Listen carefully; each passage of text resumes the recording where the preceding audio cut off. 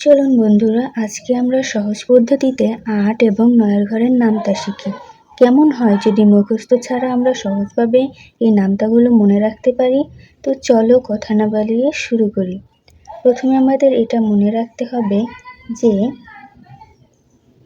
০, ১, ২, ৩ এই উপর থেকে নিচ পর্যন্ত আমরা এই ৪ অবধি পরপর লিখে যাব।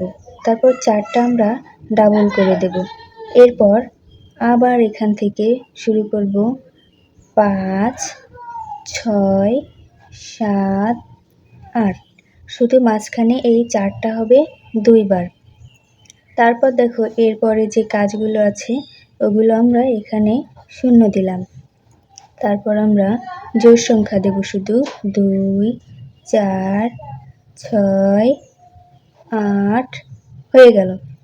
এখন এই ৫ বরাবর আমরা এটাকে শূন্য দ্বারা পরিপূর্ণ করব। তারপর আবার ২, ৪, ৬, ৮। তো চলো এইভাবেই সুন্দরভাবে আমরা এটাকে নামটা শেষ করতে পারি। তো চলো নামটা ঠিক হয়েছে কিনা দেখি।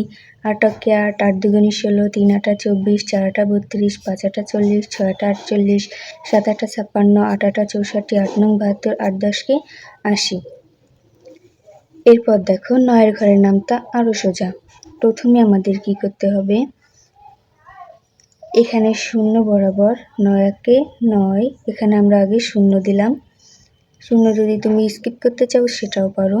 তারপর আমাদের এখানে লিখতে হবে ১, ২, ৩, ৪, ৫, ৬, ৭, ৮, ৯ হয়ে গেল। এখান থেকে একদম ধারাবাহিকভাবে ১, ২ আমরা ৯ পর্যন্ত নিয়ে নিলাম।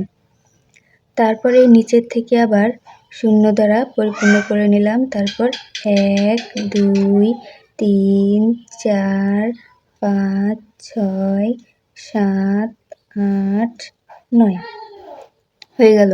তো চলো নামতাগুলো আমরা পড়ে দেখি যে সঠিক হয়েছে কিনা। ৯ × ৯, ৯ × ২ = ১৮, ৩ নং ২৭, ৪ নং ৩৬, ৫ নং ৪৫, ৬ নং ৫৪, ৭ নং ৬৩, ৮ নং ৭২, ৯ নং ৮১, ৯ × ১০ = ৯০। দেখেছো কি সহজভাবে আমরা নামতা মুখস্থ না করেই এর সমাধান করতে পারি। তো ভালো লাগলে অবশ্যই আমার চ্যানেলটি সাবস্ক্রাইব করে রাখবে আর লাইক, কমেন্ট, শেয়ার করবে। ধন্যবাদ।